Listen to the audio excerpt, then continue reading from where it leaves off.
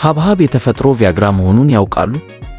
ብዙ ሰዎች የሐብሐብን ፍሬ ብቻ በልተው ልጣጩን ይጥላሉ። ነገር ግን ትልቁ ምስጢር ያለው እዛ ጋ ነው። ከሳይንሳዊ መረጃ 0.31.15 ቴስሴንስ ሲትሩሊን ኬትፋዋይን በሐብሐብ ውስጥ የሚገኝ አሚኖ አሲድ ነው። በሰውነታችን ውስጥ ወደ አርጂኒን ይቀየራል። የደም ዝውውር። ይህ ሂደት የደም ስሮች እንዲዝናኑ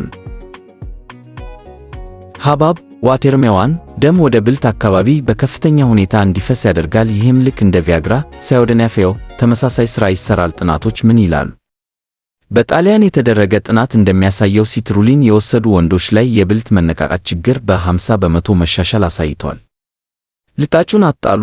ሲትሩሊን በብዛት የሚገኘው በሐብሐቡ ነጭ ልጣጭ ፍዋይንድ ውስጥ ነው። አዘገጃጀት። ለተሻለ ውጤት ነጩን የልጣጭ ክፍል ከቀዩ ፍሬ ጋር አብሮ በመጭመቅ ቺያይስ በማድረግ መጠጣት ይመከራል። እንደ ማጠቃለያ ሐብሐብ እንደ ቪያግራ ፈጣን ባይሆንም ምንም የጎንዮሽ ጉዳት የሌለውና ለልብ ጤና የሚጠቅም ተፈጥሯዊ መፍትሄ ነው። ለተጨማሪ የጤና መረጃዎች ፋዋዝ